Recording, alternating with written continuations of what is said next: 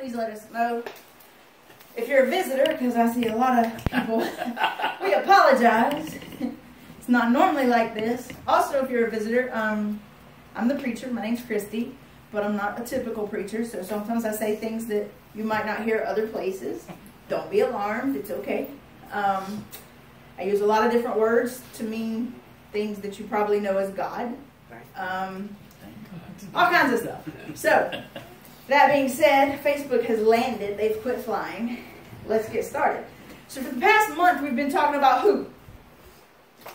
People. You have a son named this name. We have been talking about Jacob for the past month. Jacob, the last time we talked, Jacob wrestled with God. And Jacob came out of it. He had a broke hip, but he came out of it. And Jacob's name was changed to what? Israel. So we pick up today. Are we still on Jacob? We don't know till I turn to this hot pink tab. Jacob lived in the land where his father had stayed, the land of Canaan. This is the account of Jacob. Now this is confusing, y'all, but this is the account of Jacob, and then we go here.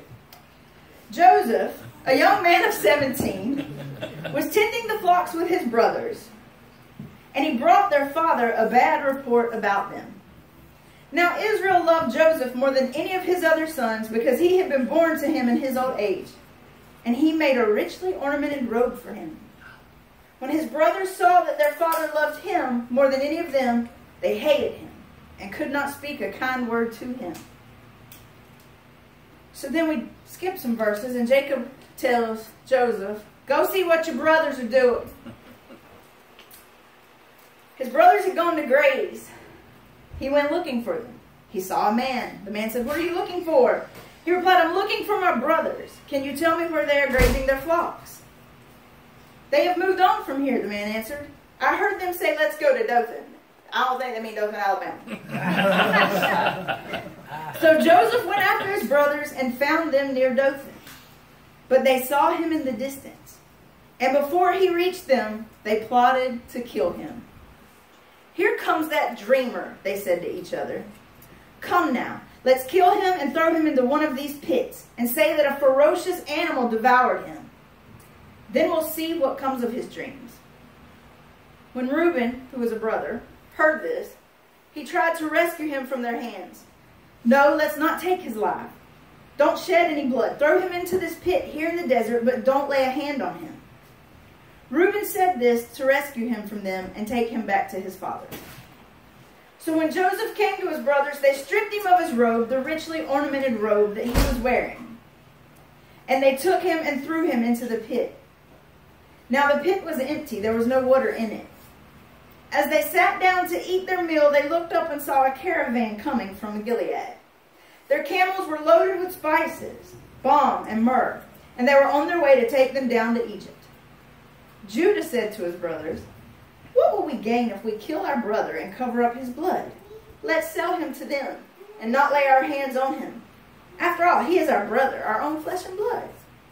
His brothers agreed. So when the merchants came by, his brothers pulled Joseph up out of the pit and sold him for 20 shekels of silver. The caravan then took him to Egypt. So, how many of you know about Joseph and his robe? We've been told that it's a fabulous robe full of colors. Okay, history doesn't support that, but y'all can hold on to that if y'all want to. It's okay. You know, the Broadway people don't make a show, so we need to just go with it. That's right. But the first thing you notice is that Daddy really loves Joseph. Daddy has 12 kids, 12 boys. He has more than 12 kids, but he has 12 boys. Anybody connecting the dots yet? Jacob becomes Israel. Israel has 12 sons. Israel, the nation, ends up with what? 12 tribes of Israel? Okay. This is them. This is their beginnings. And this is how they begin. We hate him. Daddy loves him. We hate him. Throw him in the pit. Get rid of him. Get rid of him now. Have you ever been jealous of anybody? It's a very dangerous thing. Jealousy is one of those emotions that can eat you. and turn you into something that you're probably really not. These fellas let jealousy grab them so much and hold on to them so tightly. Murder was an easy step. He's different than us. Let's throw him in the pit. He's not like us at all. Let's murder him. He's not like us, and he is favored. Let's sell him into slavery. It's hot, so you might not be keeping up with me. Do you see where I'm going with this? No. So this weekend there was a gathering in Charlottesville, Virginia. And in churches across America today, preachers better be standing up and saying that was a no-no. But if they're not, we're going to handle it for them today. There was a gathering. The alt-right, under the premise of we have to protect the statue of General Robert E. Lee. That was the whole purpose. We're going to fight and tell you you shouldn't take the statue down. It turned into a circus. You had people doing things that you probably wouldn't normally see people do. And why? What's driving this? What makes this something that they even want to be a part of? Very simple. All of us people that are different than them scare the hell out of them. Excuse me, children's. We scare them. They don't like different. They're looking for a pit to put your body in right now. And if they're not ready to murder people, they will at least give you a good tongue lashing and a good beating. Now, we like to say that this isn't America. This isn't who we are. I looked at the pictures. Because a lot of people say, well, you know, it's the same old people you expect to see. It's the old guard. They don't want to give up. No. Those pictures were of young white men. There were young white men toting citronella candles on sticks. That was their powerful symbol. I'm going to get rid of the bugs. But, and all joking aside, their purpose and their intent is to stand against anybody that is different than them. They have it in their head that if you're different, you're a threat. You're getting favoritism if you're different. White people are being oppressed is their cry. So I'm just going to be real for a minute. White, right? Now, if you pulled my DNA, you would go, well, whoops. But I look white. I was born here. I was raised here. My people come from Georgia and Alabama. So basically, Southern fried right here. And I'm here to tell you that all the crap that these people think they're protecting, it means nothing. Southern girls are taught not to talk about things that are uncomfortable, right? We avoid it. Don't talk about the boogeyman in the closet. Don't talk about what you saw. Don't talk about what you hear. That's what got us here. Those were young men. Those were college-age men walking in their white shirts and their khaki pants and their red caps. That's a similar uniform we've seen other places. I'm not going to talk about that. But those were young guys. Somebody had to teach them. Somebody had to tell them that it was okay to hate somebody that was different. Somebody had to tell them it's okay for you to hate them so much that you organize an event and cause chaos. Now, in their defense, they will say they didn't cause the chaos, that the other protesters, the counter-protesters, caused the chaos. I don't care who caused the chaos. You are gathering under one mission, a mission of hate. Your mission is wrong. What does that have to do with this church? Okay, Southerners are taught, shh, don't talk about it. And if you're not a Southerner, but you live here in Tallahassee, Florida, guess what you've learned? We don't talk about it. You as a church, me as a person, we have to. We have to start talking about it. The lights just twinkled. Did y'all see that? Mm-hmm. They're like, how did she see that? She's looking at us. Anyway, we have to stop agreeing to be quiet We have to stop saying, well, we don't talk about those things. Me, as a Southern fried girl, has to start speaking up and saying, you know what? I don't understand your obsession with the Confederate flag. Don't understand why you're obsessed with the General Ely statue. Because these are just things. So what is it that makes you love them so much? And if we ask them why they loved it so much, what would their answer be? Now, I know some boys, and they would tell you we can't get rid of the Robert E. Lee statue because then we got to get rid of the Dukes of Hazzard car, and they can't get rid of the Dukes of Hazzard car because they love the Dukes of Hazzard car. I'm sorry, I grew up on that show too, but it's a history of violence. It's a history of hate. And you come here every Sunday for what? Who do you follow? Jesus. And Jesus said what? Well, let's just look and see. Because, you know, we like to have refreshers. And maybe some idiot that is alt-right is watching us this morning. So let's just tell them what Jesus said. If Christy can find it, that is. Matthew chapter 5. Verse 43. You have heard that it was said, love your neighbor and hate your enemy. But I tell you, love your enemies and pray for those who persecute you, that you may be children of God in heaven. So, wait a minute. We got to love them even though they're idiots? That's what we're supposed to do. When you go to school and there's a bully and they're mean to people, what are you supposed to do? Well, first thing, go tell mama. And then mama, baby girl, mama don't handle it, come see me. I'll go to the school and show you how to love a bully. No, for real, we can talk to them and love them. But we have to love our enemies. Nobody said that this whole following Jesus, walking in love crap was going to be easy. Jesus never one time told the disciples, this is easy. You got this. Nothing to it. See, and right now we all hot. And we stressing because it's hot. The disciples had to walk through some stuff similar. I don't know why we complaining. There are people gathered for church every week in other countries that have no air conditioning and no electricity. They still gather and still talk about what? Loving one another. What you think would have happened if all them people yesterday in Charlottesville had gathered to love one another? Well, one thing, it wouldn't have made the news.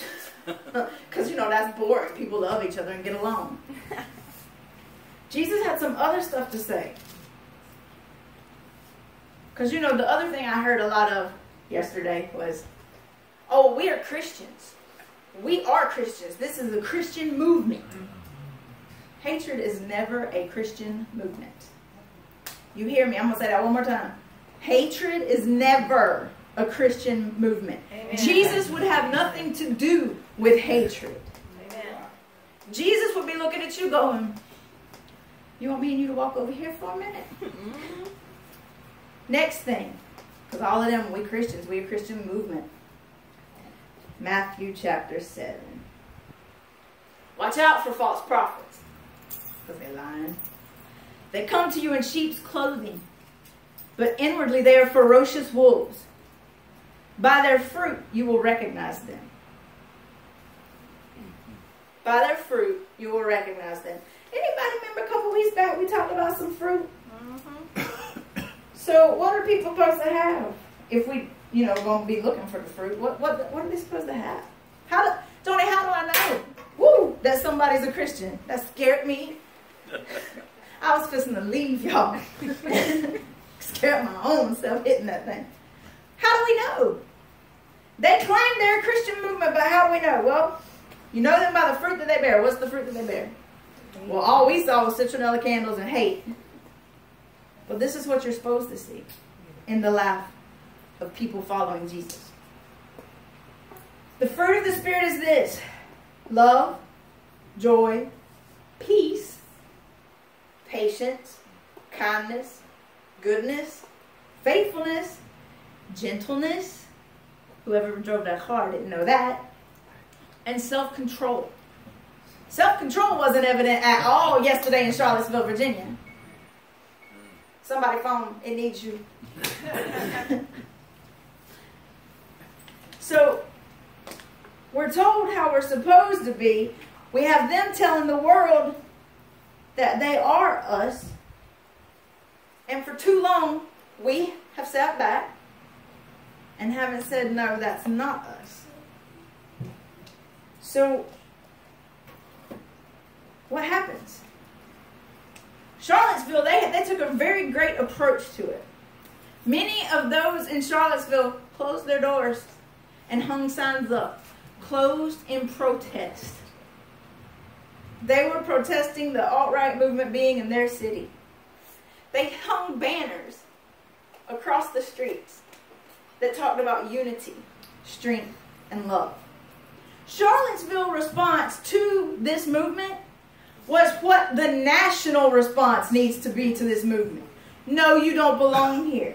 We've already dealt with this one time. We went overseas to deal with this. We're not going to have this on our shores. We are a people that are different. Look around you. We are different in lots of ways, not just our skin colors. Some of us have tattoos. Some of us have bling on our clothes. I mean, we're all different. And if they look at us and they automatically label us as different, what happens to us? What happens if we remain silent and let their voices be the loudest? Well, we experienced that a long time ago. One voice became louder than all of the others, and what happened? Hitler's voice was the loudest voice.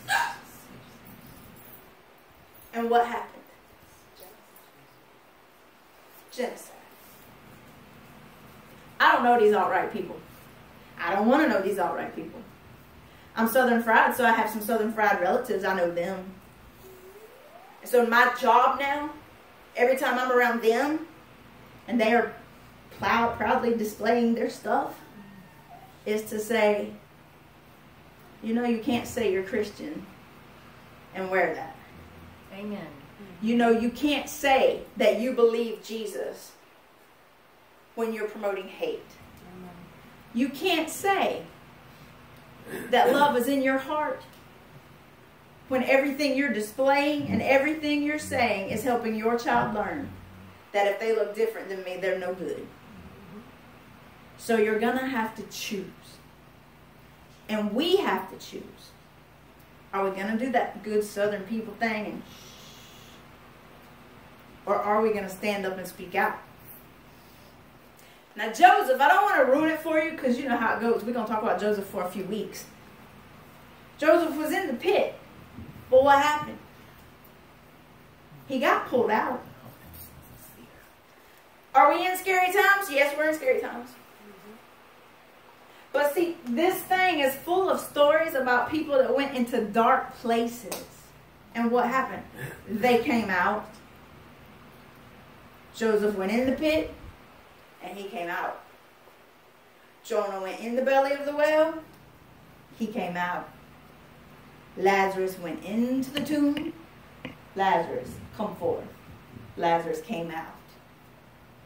And then the one that everybody likes to talk about. Jesus went in to the tomb. And then what?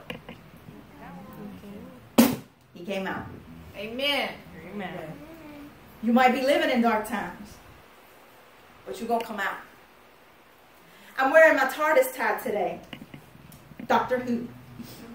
So if you don't know, let me explain to you very quickly, because it's hotter than blazes up in here. I keep moving closer and closer to the fan and away from the cameras. Doctor Who is a great sci-fi show. You can learn a lot of things by watching Doctor Who, girls. Lots of stuff. One of the best lessons in Doctor Who. The Doctor is always coming in and out of the human's existence in different time periods. And he's always saying this. Humans, they have great potential. And they keep choosing. They have great potential. We have great potential. We have potential to do great things. No matter how dark it gets. We just have to choose to walk out into the light. And all the people said, Amen. Actually, they said turn on the AC, but I'll take an amen.